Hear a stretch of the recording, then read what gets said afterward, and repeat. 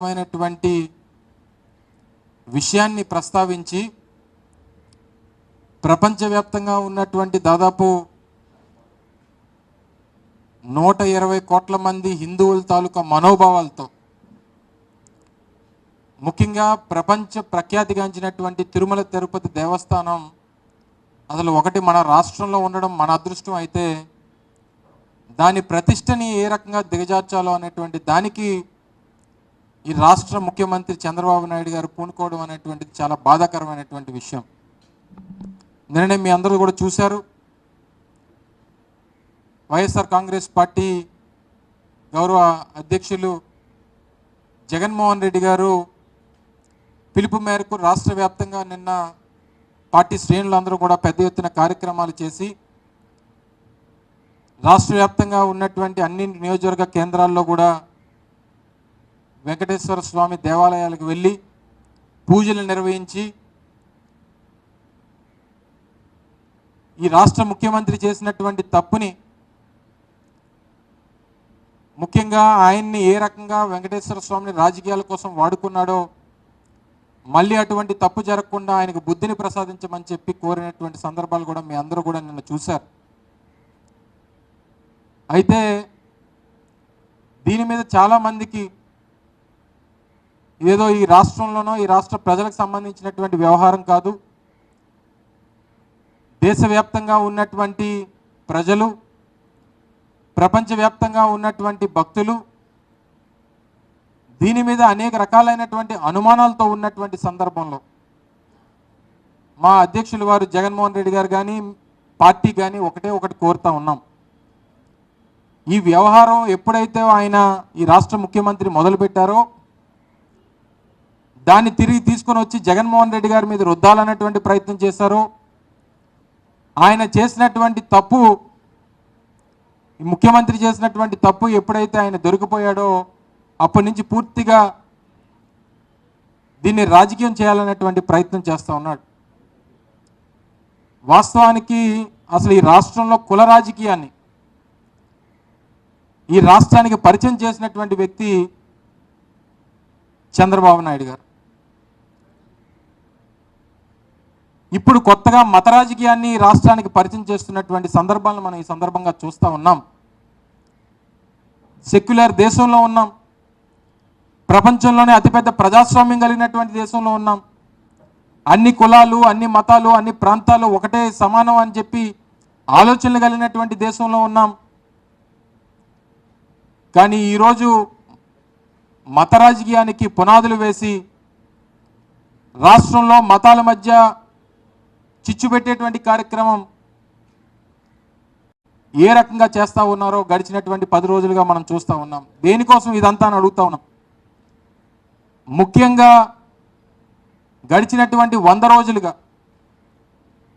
వారి తాలూకా ఫెయిల్యూర్స్ని కప్పిపుచ్చుకోవడానికి, ఎన్నికల ముందు ఇచ్చినటువంటి ఏ ఒక్క హామీని నిలబెట్టుకోకపోగా, చెప్పినటువంటి కార్యక్రమాలు ఏమీ చేయకపోగా, నిస్సహాయ స్థితిలో ఏమి చేయాలో తోచనటువంటి పరిస్థితుల్లో చివరికి దేవుని కూడా రాజకీయాల్లోకి తీసుకొచ్చినటువంటి వ్యక్తి చంద్రబాబు నాయుడు గారు అని చెప్పి సందర్భంగా చెప్పక తప్పదు. ఎన్ని అంశాలండి ప్రభుత్వంలో వారు అధికారంలోకి వచ్చినటువంటి రోజు నుంచి, అధికారంలోకి రావడమే ఏ రకంగా రాష్ట్రంలో విధ్వంసం సృష్టించారో మనం చూసాం. రాష్ట్రంలో వైఎస్ఆర్ కాంగ్రెస్ పార్టీకి సంబంధించినటువంటి కార్యకర్తల్ని ఎంతమందిని పొట్టన పెట్టుకున్నారో చూసాం. వినుకొండలో నడి రోడ్డు మీద మా వైఎస్ఆర్ కాంగ్రెస్ పార్టీ కార్యకర్తని అత్యంత అమానుషంగా నరికి చంపినటువంటి విజువల్స్ చూసాం. దాని మీద పెద్ద ఎత్తున ఢిల్లీలో నిరసన కార్యక్రమాన్ని చేపట్టేటువంటి సందర్భాలు మీరు చూశారు. దాదాపు 35 మంది పైచిలకు ప్రాణాలు పట్టణ పెట్టుకున్నారు. అనేక రకాలైనటువంటి ఆస్తులు ధ్వంసం చేశారు. బుల్డోజర్లతో మా కార్యకర్తలు, మా నాయకులకు సంబంధించినటువంటి ఆస్తుల్ని కొల్లగొట్టేటువంటి కార్యక్రమాన్ని చేశారు. ప్రభుత్వ ఆస్తుల మీదకి వెళ్ళారు. ఒక పక్క విధ్వంసం సృష్టిస్తూ పూర్తిగా లా అండ్ ఆర్డర్ని గాలికి వదిలేసి ఇంతమంది ప్రాణాలు పట్టణ పెట్టుకున్నటువంటి ప్రభుత్వం ఈరోజు రాష్ట్రంలో ఉండడం చాలా దురదృష్టకరం. ఈరోజు దాంతోపాటు అనేక అంశాలు, ఎంతమంది పిల్లలు ఈరోజు నాణ్యమైనటువంటి నెయ్యి సరఫరా జరగలేదని చెప్పి తిరుపతి ప్రసాదంలో లడ్డూలో కల్తీ నెయ్యి వాడారని చెప్పి విష ప్రచారం చేసినటువంటి ఈ ముఖ్యమంత్రి మరి ఈరోజు రాష్ట్రంలో అనేక పాఠశాలల్లో, అనేక హాస్టల్స్లో, అనేక ప్రభుత్వానికి సంబంధించినటువంటి హాస్టల్స్లో పిల్లలు ఫుడ్ పాయిజనింగ్ అయ్యి నాణ్యమైనటువంటి ఆహారం అందక ఇదే ఉమ్మడి విశాఖపట్నం జిల్లాలో దాదాపు 4-5 పిల్లలు చనిపోయారు. అటు గుంటూరు కానీ, తిరుపతి కానీ, ఏఎస్ఆర్ జిల్లా కానీ, విశాఖపట్నం కానీ అనేక ప్రాంతాల్లో ఉన్నటువంటి ప్రభుత్వానికి సంబంధించినటువంటి పాఠశాలల్లో పిల్లలు ఏ రకమైనటువంటి స్థితిలో ఉన్నారో, ఏ రకమైనటువంటి అన్యాయంగా వారిని పొట్టలు పెట్టుకునేటువంటి కార్యక్రమం చేశారో మనం చూసాం. ఓ పక్క గుడ్లవల్లేరు ఇంజనీరింగ్ కాలేజీలో మహిళలకు సంబంధించినటువంటి రెస్ట్ రూమ్స్లో కెమెరాలు పెట్టారని చెప్పి వాళ్ళు గొడవ చేస్తే వాళ్ళ మీద అత్యంత కిరాతకంగా రాష్ట్ర ప్రభుత్వంలో ఉన్నటువంటి మంత్రులు అసలు ఏమీ లేదని, అక్కడ ఏమీ జరగలేదని చెప్పి వాళ్ళని భయభ్రాంతులు చేసి భయపెట్టేటువంటి కార్యక్రమం చేశారు. విజయవాడ ఫ్లడ్స్ని, ఓ పక్క విజయవాడలో ఫ్లడ్స్ ఫ్లో ఎక్కువ ఉంది, జాగ్రత్తలు తీసుకోవాలని చెప్పి ఒక పక్క ఇంజనీర్లు చెప్తే, ఇరిగేషన్ సంబంధించిన ఇంజనీర్లు ప్రభుత్వాన్ని హెచ్చరిస్తే నిమ్మక నీరెత్తినట్టు కనీసం వారికి తెలియజేయకుండా పూర్తిగా జగన్మోహన్ రెడ్డి గారు చెప్పినట్టు మొన్న విజయవాడలో జరిగినటువంటి విధ్వంసానికి అది ప్రకృతి వైపరీత్యం కాదు, ఈ ప్రభుత్వం చేసినటువంటి కార్యక్రమం అని చెప్పి అనేక సందర్భాలు చెప్తే అక్కడ గొడవలు జరుగుతూ ఉంటే దాన్ని డైవర్ట్ చేయాలి. ఇప్పటికీ పరిహారం అందక నిన్న మొన్న మీరు చూశారు, విజయవాడ కలెక్టరేట్ దగ్గర పెద్ద ఎత్తున బాధితులందరూ కూడా వెళ్ళి ధర్నా కార్యక్రమాలు చేస్తున్నటువంటి సందర్భాలు మీరు చూశారు. మన విశాఖపట్నంలో ఉన్నటువంటి స్టీల్ ప్లాంట్ ప్రైవేటైజేషన్కి సంబంధించినటువంటి ఉద్యమం జరుగుతూ ఉంటే దాన్ని ఏ రకంగా డైవర్ట్ చేయాలి, దాని నుంచి ప్రజల్ని తాలూకా ఇది ఎలా డైవర్ట్ చేయాలనేటువంటి దాని మీద వీరి ఆలోచనలు. మొన్న రాత్రి దాదాపు 4,000 మందికి మీరు ఇంకా రేపు నుంచి కాంట్రాక్ట్ వర్కర్స్కి మీరు ఇంక రేపు నుంచి రావక్కర్లేదని చెప్పి 4,000 మందికి ఆర్డర్లు ఇస్తే వారి తాలూకా గేట్ పాస్లు క్యాన్సిల్ చేస్తే పెద్ద ఎత్తున నిన్న తెల్లవారుజాము నుంచి ఉద్యమం జరిగితే మళ్ళీ అప్పటికప్పుడు టెంపరీ పాస్లు ఇచ్చి అలౌ చేశారు. అంటే వీటన్నిటినీ ఎలాగా ఏమార్చాలి, ప్రజల తాలూకా దృష్టిని ఏ రకంగా మరల్చాలి, ఈ పెద్ద ఇష్యూస్ని అన్నిటిని కూడా ఏ రకంగా మనం తప్పించుకోవాలి, దీని మీద ఉన్నటువంటి శ్రద్ధ ప్రభుత్వాన్ని నడిపేటువంటి దాని మీద, ప్రజలకు మంచి చేసేటువంటి దాని మీద, రాష్ట్రానికి మంచి జరగాల్సినటువంటి కార్యక్రమాల మీద చూపించకపోవడం అనేటువంటి చాలా దురదృష్టకరం. నిన్ననే జరిగినటువంటి కార్యక్రమంలో కూడా మాట్లాడినప్పుడు చెప్పడం జరిగింది, చంద్రబాబు నాయుడు అనేటువంటి వ్యక్తి ఒక రాజకీయ జాదు, ఒక పొలిటికల్ జాదు చంద్రబాబు నాయుడు గారు అనేటువంటి విషయాన్ని ఈ సందర్భంగా తెలియజేస్తా ఉన్నాం. మరొకసారి ఉన్నది లేనట్టుగా, లేనిది ఉన్నట్టుగా సృష్టించి ప్రజల తాలూకా దృష్టిని మరల్చాలి, ప్రజలు ఏదైతే కోరుకుంటున్నారో, ఏదైతే కావాలని చెప్పి కోరుకుంటున్నారో దాని నుంచి ఏ రకంగా ప్రజల తాలూకా దృష్టిని మరల్చాలన్నటువంటి దాంట్లో చాలా ఆరితేరినటువంటి వ్యక్తి చంద్రబాబు నాయుడు గారు. ఈరోజు ఉద్యమం జరుగుతూ ఉంది, స్టీల్ ప్లాంట్కి సంబంధించినటువంటి ప్రైవేటైజేషన్ ఇష్యూ మీద, కాంట్రాక్ట్ కార్మికుల్ని తీసేశారనేటువంటి దాని మీద ఉద్యమం జరుగుతూ ఉంది. పర్మనెంట్ ఎంప్లాయీస్కి సంబంధించి వారిని ట్రాన్స్ఫర్లు చేస్తారని, విఆర్ఎస్కి వాళ్ళని ఫోర్స్ చేస్తారని చెప్పి ఒక పక్క భయాందోళనల మధ్యలో స్టీల్ ప్లాంట్ కార్మికులు ఉంటే, మొన్న స్థానిక శాసనసభ్యులు, స్థానిక పార్లమెంట్ సభ్యులు వచ్చి అంటారు అవసరమైతే మేము రాజీనామా చేస్తామని చెప్పని అంటారు. నిన్న ముఖ్యమంత్రి గారి అబ్బాయి వచ్చారు, వారు మాట్లాడుతూ ప్రైవేటైజ్ కాదు అని చెప్పని ఆయన అంటాడు. వారికి సంబంధించినటువంటి శాసనసభ్యులు, పార్లమెంట్ సభ్యులు మేము అవసరం అయితే ఒకవేళ ప్రైవేటైజ్ అయితే మేము రాజీనామాలు చేస్తామని చెప్పండి. మీ రాజీనామాలతో అవసరం లేదు. మీరు ఈరోజు తెలుగుదేశం పార్టీ ఉన్నటువంటి స్థితిలో ఈరోజు విశాఖపట్నం స్టీల్ ప్లాంట్ ప్రైవేటైజ్ కాకుండా కాపాడాలంటే ఉన్నది ఒకటే ఒక మార్గం. ఈరోజు కేంద్రంలో ఉన్నటువంటి ఎన్డీఏ ప్రభుత్వం, ప్రధానమంత్రి నరేంద్ర మోడీ గారు, కేంద్ర ప్రభుత్వం ఈరోజు కేవలం రాష్ట్రంలో ఉన్నటువంటి తెలుగుదేశం పార్టీ ఇచ్చినటువంటి మద్దతు మీదే నిలబడి ఉంది. చెప్పండి, కేంద్ర ప్రభుత్వానికి అల్టిమేటం ఇవ్వండి, మీరు స్పష్టమైనటువంటి ప్రకటన చేయండి. స్టీల్ ప్లాంట్ ప్రైవేటైజేషన్ చెయ్యు అని చెప్తే తప్ప మేము ఊరుకోమని చెప్పి ఒక అల్టిమేటం ఇవ్వమనండి. లేదా మీరు ప్రైవేటైజ్ చేస్తే మేము ఇచ్చినటువంటి మద్దతుని ఉపసంహరించుకుంటామని చెప్పమనండి. ఎందుకు కేంద్ర ప్రభుత్వం దిగిరాదో నేను అడుగుతా ఉన్నా. ఈరోజు అక్కడ ఉన్నటువంటి కార్మికుల తరపున, అక్కడ ఉన్నటువంటి యూనియన్ నాయకుల తరపున, రాష్ట్ర ప్రజల తరపున ఇది ఒక సెంటిమెంట్గా ఉన్నటువంటి సందర్భంలో దీనికి ఉన్నటువంటి ఏకైక మార్గం, ఎందుకంటే ఈరోజు అవకాశం ఉంది కేంద్రంలో. తెలుగుదేశం పార్టీ ఇచ్చినటువంటి మద్దతు ద్వారా ఈరోజు కేంద్రంలో ప్రభుత్వం నడుస్తూ ఉంది. వారు మద్దతు ఉపసంహరించుకుంటే కేంద్రంలో ప్రభుత్వం పడిపోతుంది. నాకు తెలిసి ఈ స్టీల్ ప్లాంట్ కోసం మా ప్రభుత్వం పోయినా పర్వాలేదని చెప్పి అనుకునేటువంటి పరిస్థితిలో నాకు తెలిసి కేంద్ర ప్రభుత్వం ఉండదు.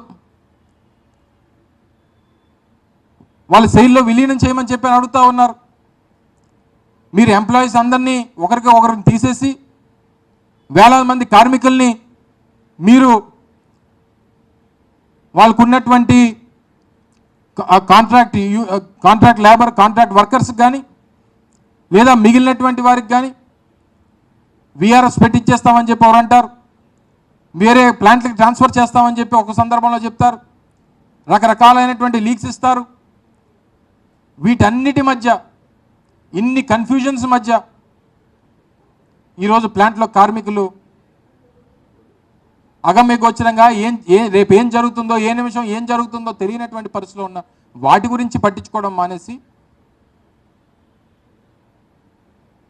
తిరుపతి ప్రసాదం గురించి, తిరుపతి లడ్డు గురించి అనేక మంది ప్రజల తాలూకా మనోభావాలతో, మరి ముఖ్యంగా హిందువుల తాలూకా మనోభావాలతో మీరు ఆటలాడుకునేటువంటి పరిస్థితి వచ్చింది. మళ్ళీ ఇతర మతాల్ని నిందించేటువంటి స్థాయికి వెళ్ళిపోయారు మీ ప్రభుత్వంలో ఉన్నటువంటి పెద్దలు. ఇది సమంజసం కాదు, మీరు చేస్తున్నటువంటిది కరెక్ట్ కాదు. చివరిని దేవుణ్ణి కూడా రాజకీయాల్లోకి తీసుకుని వచ్చేటువంటి స్థాయికి దిగజారిపోయారు. మత రాజకీయాలు చేసేటువంటి పరిస్థితికి వచ్చేసింది ఈ రాష్ట్రంలో తెలుగుదేశం పార్టీ ప్రభుత్వం అనేటువంటి విషయాన్ని కూడా ఈ సందర్భంగా తెలియజేస్తా ఉన్నా. ఈరోజు మనం చూసాం, నెయ్యికి సంబంధించి ఈఓ గారు అంటారు 4వ తారీఖు, జూలై 4వ తారీఖున వచ్చినటువంటి లోడ్లు ఏవైతే ఉన్నాయో అంతవరకు వాడాం. జూలై 6వ తారీఖున, తర్వాత జూలై 12వ తారీఖున వచ్చినటువంటి లోడ్లు మాత్రం వాటిని టెస్టులకు పంపించి 23వ తారీఖు జూలై వచ్చినటువంటి రిపోర్ట్ని ఆధారంగా వెజిటబుల్ ఆయిల్ అండ్ వనస్పతి కలిసింది అనేటువంటి ఉద్దేశంతో వాటిని వెనక్కి పంపించామని చెప్పి ఈఓ గారు చెప్తారు. జూలై 23 రిపోర్ట్ వస్తే సెప్టెంబర్ 18న ఈ రాష్ట్ర ముఖ్యమంత్రి మాట్లాడితే ఏమైపోయారు, 2 నెలలు ఏమైపోయారు? సెప్టెంబర్ 18న మీరు మాట్లాడి అందులో యానిమల్ ఫ్యాట్ కలిసిందని రకరకాలైనటువంటి వదంతులు సృష్టించారు. మీ ఈఓ చెప్పింది కరెక్టా, మీరు చెప్పింది కరెక్టా?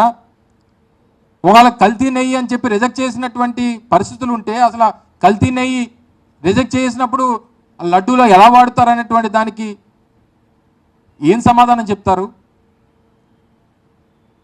ఇన్ని అనుమానాలు ఈరోజు మహాప్రసాదమైనటువంటి తిరుపతి లడ్డు చుట్టూ తిరుగుతూ ఉందనంటే ఎంత పాపానికి మీరు పాల్పడ్డారనేటువంటిది ఒకసారి ఆలోచన చేయాలి చంద్రబాబు నాయుడు గారు అని చెప్పి సందర్భంగా అడుగుతా ఉన్నాం.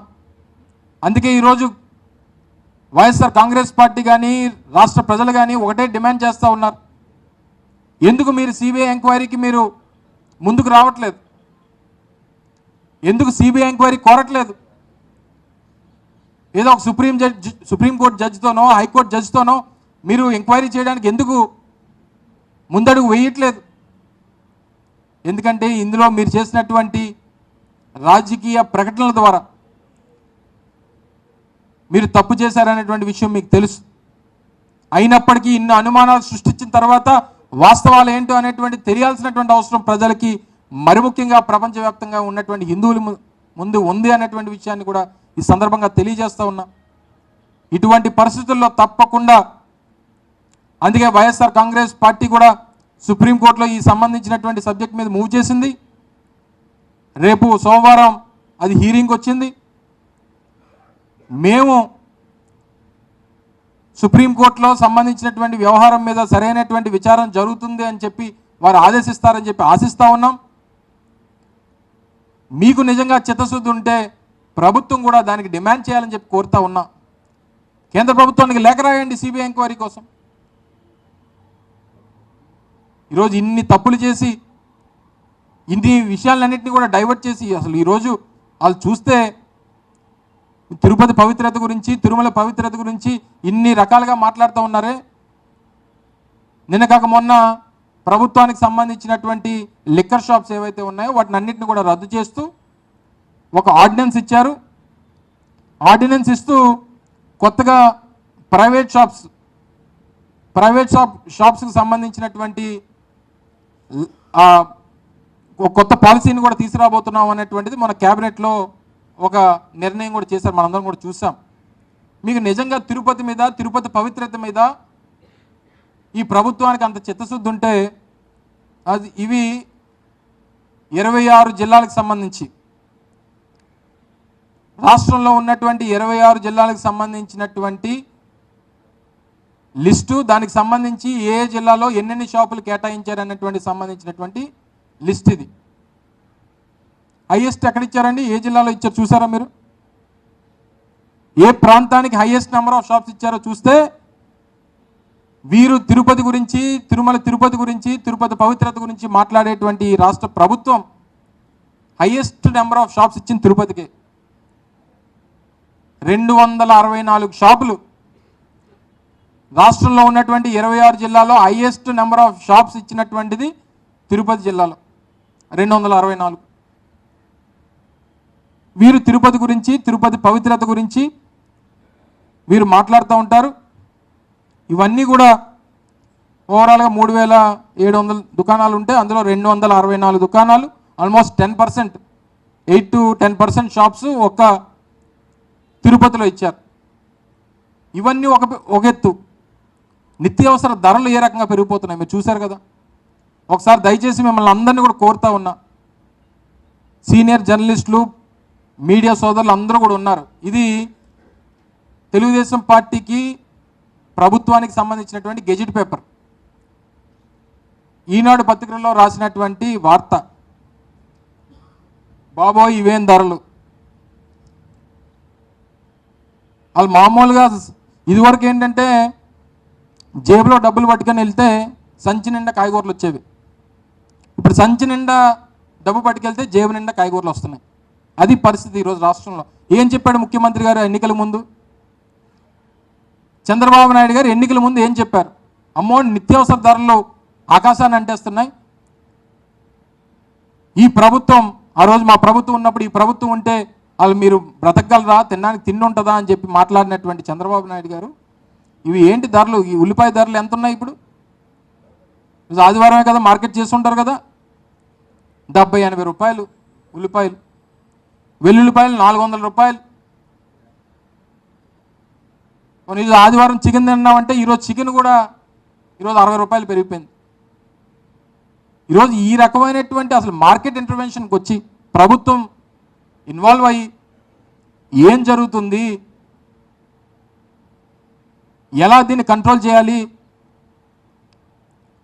ఏం చేయాలి, అసలు ఎలాగ ప్రభుత్వం దీంట్లో ఇంటర్వ్యూన్ అవ్వాలి, ప్రజలు పడుతున్నటువంటి కష్టాలు, ఇబ్బందుల్ని ఏ రకంగా మనం ఆదుకోవాలి, ఈ ధరలను ఏ రకంగా మనం కంట్రోల్ చేయాలనేటువంటిది ఎక్కడైనా ఒక మీటింగ్ జరిగిందా? ఎవరండి అగ్రికల్చర్ మినిస్టర్ గారు? అచ్చెన్నాయుడు గారేనా? అచ్చెన్నాయుడు గారు కదా. మరి ఇంకా ఆయన గురించి అయితే అడగట్లేదు, ఆయన ఫుల్గా ట్రాన్స్ఫర్స్ బిజీలో ఉన్నాడు. ఆయన ఎవరెవరిని ఎక్కడెక్కడ ట్రాన్స్ఫర్ చేయాలి, ఎంత ట్రాన్స్ఫర్ చేయాలి, ఆయన ఆ హడావిడిలో ఆయన ఉన్నాడు. ఇంక ఈ హడావిడి ఏముంటుంది ఆయనకి? రాష్ట్ర ప్రజలు పేదవాడు ఏమైపోయినా పర్వాలేదు. సో ఇన్ని ప్రధానమైనటువంటి అంశాలు గడిచినటువంటి 90 రోజులుగా 100 రోజులుగా, రేపు 4వ తారీఖు వస్తే 4 నెలలు పూర్తయిపోతుంది. 4 నెలలుగా జరిగినటువంటి అనేక వైఫల్యాల్ని కప్పిపుచ్చుకోవడానికి చివరికి రాష్ట్రంలో మత రాజకీయాన్ని సృష్టించారు చంద్రబాబు నాయుడు గారు అనేటువంటి విషయాన్ని ప్రజలు తెలుసుకోవాలి, గమనించాలన్నటువంటి ఉద్దేశంతో, మీ ద్వారా ప్రజలకు తెలియజెప్పాలన్నటువంటి ఉద్దేశంతో ఈరోజు మిమ్మల్ని అందరినీ కూడా ఆహ్వానించడం జరిగింది. దయచేసి ప్రజలు ఇవన్నీ కూడా గమనించాలి.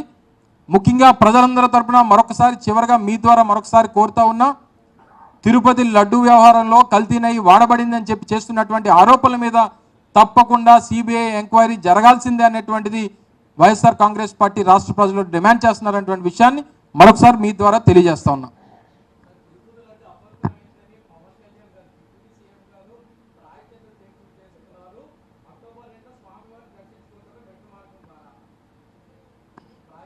ఏం చేయాలి ఇప్పుడు ఏం చేయాలి అని అంటున్నా. సో ఇప్పుడు ఆయన ప్రాయశ్చిత్త దీక్ష దేనికి చేశాడు? ఈ ప్రభుత్వం అపవిత్రమైందని. ఈ ప్రభుత్వం మేము ఇచ్చినటువంటి మాట చంద్రబాబు నాయుడు గారితో మేము హామీలు ఇప్పించాం, ఇచ్చినటువంటి ఏ హామీ కూడా నిలబెట్టుకోలేకపోయాం. అందుకనే ప్రాయశ్చిత్త దీక్ష అనేటువంటిది చేస్తున్నట్టుగా నేను అనుకుంటున్నా. ఎందుకంటే బయటకు ఆ మాట చెప్తే బాగోదు కదా. గతంలో వారు మాట్లాడినటువంటి మాటలు ఏ రకంగా మాట్లాడారు అనేటువంటి చాలా మాధ్యమాల్లో మనం చూసాం. మీకు కూడా పంపిస్తాను, మీరు కూడా చూస్తానంటే, లేదు మీ టీవీలో ఏబిఎన్లో ప్లే చేస్తానంటే నాకు ఇంకా మంచిది. సో ఇవన్నీ కూడా పాపం వారు ఈ మంత్రివర్గంలో, చంద్రబాబు నాయుడు గారి మంత్రివర్గంలో వారు ఒక మంత్రి. సో సరే డిప్యూటీ సీఎం అన్నా సీఎం, ఆయన ఒక పోర్ట్ఫోలియోగా చూస్తున్నారు. ఆయన ఒక 2-3 పోర్ట్ఫోలియోలు చూస్తున్నారు. కౌన్సిల్ ఆఫ్ మినిస్టర్స్లో ఆయన ఒక మినిస్టర్. సో ఆయన గురించి నేను మళ్ళీ ప్రత్యేకంగా మాట్లాడాల్సినటువంటి, ఎందుకంటే రాష్ట్ర ముఖ్యమంత్రి గారే దీని మీద ప్రకటన చేశారు. దీని మీద ప్రకటన చేసినప్పుడు డెఫినెట్గా దాన్ని రుజువు చేయాల్సింది కానీ, లేదా ఒక ఇండిపెండెంట్ బాడీతో ఎంక్వైరీ చేయాల్సినటువంటి అవసరం కానీ. ఎందుకంటే మొన్న సిట్ హడావిడి చూసాం. నిన్నే సిట్ కమిటీ అంతా కూడా వెళ్ళి దర్శనం చేసుకుంది.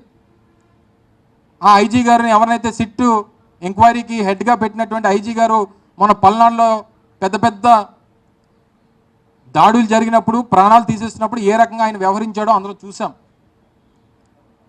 సో ఆ సిట్ల మీద, స్టాండ్ల మీద మాకు నమ్మకం లేదు. మేము కూడా గతంలో ప్రభుత్వంలో ఉన్నాం, ఏ రకంగా పనిచేస్తే మాకు తెలుసు. ఆ సిట్ రిపోర్ట్ తీసుకొని వచ్చి చంద్రబాబు నాయుడు సీటు కింద ఎలా పెట్టుకుంటాడో కూడా మాకు తెలుసు. సో ఇవన్నీ కూడా దయచేసి ఏది చేసినా ఏం చేసినా ప్రజలకి ఈరోజు ఒక ఆంధ్ర రాష్ట్ర ప్రజలే కాదు, ప్రపంచంలో ఉన్నటువంటి ప్రతి ఒక్కరికి ఇది ఒక ఇంటర్నేషనల్ సబ్జెక్ట్ అయిపోయింది. సో దీని మీద వాస్తవాలు ఏంటి అనేటువంటి దానికోసం ప్రజలు ఎదురు చూస్తున్నారు. దానికి ప్రభుత్వం బాధ్యత తీసుకోవాలని చెప్పి ఈ సందర్భంగా కోరుతా ఉన్నా.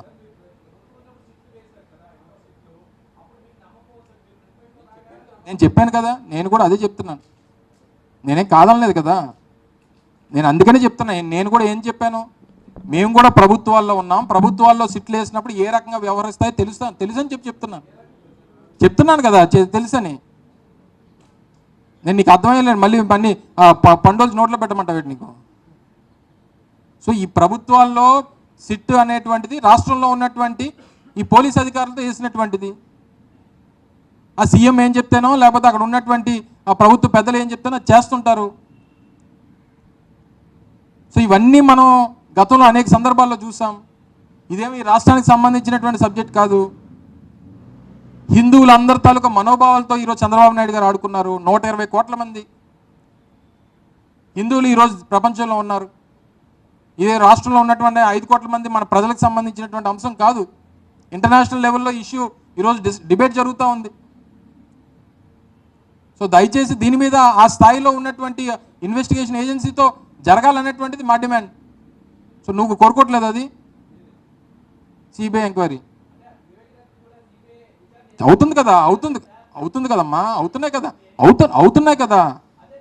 కదా, గాబరపడతావు ఎందుకు నువ్వు? అవుతున్నాయి కదా, అన్ని ఎంక్వైరీలు జరుగుతూనే ఉన్నాయి. నెక్స్ట్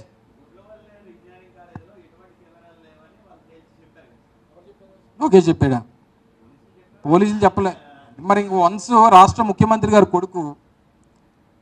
ముఖ్యమంత్రి కొడుకు మీడియా ముందుకు వచ్చి అసలు అక్కడ ఏమీ లేదు, అక్కడ ఏమీ జరగలేదు, అసలు ఏమీ లేదు అని చెప్పేసిన తర్వాత పోలీసులు ఇంకేం చెప్తారు చెప్పు? ఇప్పుడంతా ఈరోజు చూస్తున్నాం కదా, గడిచినటువంటి 3 నెలలుగా ఈ రాష్ట్రంలో పోలీసులు తీరు అంత సినిమా పోలీస్ అయిపోయింది. సినిమాలో చూస్తుంటాం పోలీసుల్ని ఏ రకంగా వాళ్ళని చిత్రీకరిస్తారు, ఆ రకంగా వ్యవహరిస్తున్నారు ఈరోజు రాష్ట్రంలో. మనం ఏదైనా చెప్తే వినపడదు. నా కార్యకర్తల మీద కానీ మా నాయకుల మీద కానీ దాడులకు సంబంధించి ఎప్పుడన్నా ఫోన్ చేసి బాబు ఏం జరుగుతుందో, లా అండ్ ఆర్డర్ ఉందానంటే హలో హలో హలో హలో అని చెప్పి ఫోన్ పెడేస్తున్నారు. అంటే ఆ పరిస్థితి ఈరోజు రాష్ట్రంలో సినిమా పోలీస్ వ్యవహారం నడుస్తుంది అంతా.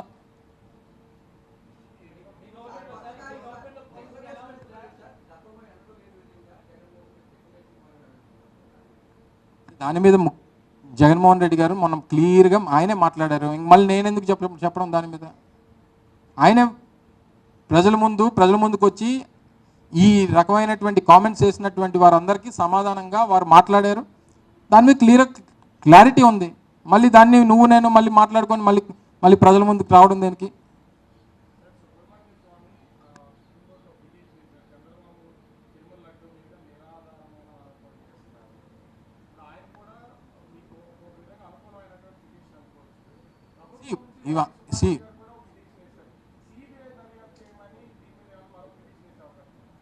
మేము కోరేది అదే, మేము వెళ్ళింది కూడా అదే. ఇందులో వాస్తవాలు ఏంటి? ఎందుకంటే సహజంగా సిబిఐ ఎంక్వైరీ నేను కోరితే ఇరు అయితే రాష్ట్రాల్లో ఉన్నటువంటి ప్రభుత్వాలు కోరాలి, లేదా కోర్టు డైరెక్షన్ ఇవ్వాలి. ఇవి రెండు జరిగితేనే సిబిఐ ఎంక్వైరీ అనేటువంటిది వస్తుంది.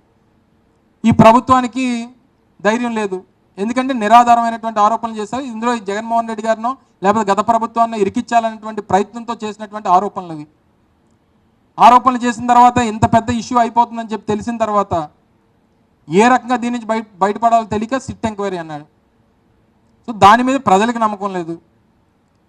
సో వీటన్నిటి మధ్య మేము కోర్టుకు వెళ్ళింది కూడా ఆ తాలూకా డైరెక్షన్ వస్తుంది అన్నటువంటి ఉద్దేశంతో. సుబ్రహ్మణ్య స్వామి గారు భారతీయ జనతా పార్టీ కదా, కూటమిలో ఉన్నటువంటి రాజకీయ పార్టీకి సంబంధించినటువంటి వ్యక్తే కదా. So end of the day ఒక ఇష్యూకి సంబంధించి ఒక కేసు వచ్చినప్పుడు అన్నీ ఒకే రకంగా ఉన్నప్పుడు ఆటోమేటిక్గా ఇంప్లీడ్ అవుతారు అనుకోవచ్చు. లేకపోతే కేసుని ఆ రకంగా తీసుకునేటువంటి అవకాశం సుప్రీంకోర్టుకు ఉంటుంది. ఏదేమైనప్పటికీ end of the day Subramanya Swamy కోరినా, లేకపోతే బిగ్ టీవీ రాజు కోరినా, లేకపోతే ఏబిఎన్ ఆర్కే కోరినా, ఎవరు కోరినా ఇందులో వాస్తవం ఏంటి అనేటువంటిది కోరుతున్నారు. ఇందులో వాస్తవాలు తెలియాలి ప్రజలకు అనేటువంటిది అందరి తాలూకు ఉద్దేశం. చంద్రబాబు నాయుడు గారు నిన్న మాట్లాడుతూ ఏం చెప్పారు? కల్తీనై వాడారు కానీ ఎక్కడ వాడారు తెలియదు అంటున్నాడు ఆయన. ఇదే ముఖ్యమంత్రి గారు చెప్పాల్సిన మాట. కల్తీనై వాడితే ఎక్కడ వాడారు చెప్పాలి, కానీ కల్తీనై వాడారు కానీ ఎక్కడ వాడారు ఈయనకి తెలియదంట. సో ఇవన్నీ రకరకాలైనటువంటి కన్ఫ్యూజన్స్. ఈరోజు నిజంగా దీని మీద ఎంత పెద్ద ఎత్తున చర్చ జరుగుతూ ఉంది. సో అందుకనే దీని మీద ఎంక్వైరీ, సిబిఐ ఎంక్వైరీ అయితేనో లేకపోతే సుప్రీంకోర్టు జడ్జితో ఎంక్వైరీ జరిగితేనో వాస్తవాలు బయటకు వస్తాయనేటువంటిది ప్రజలు ఆశిస్తూ ఉన్నారు. Thank you.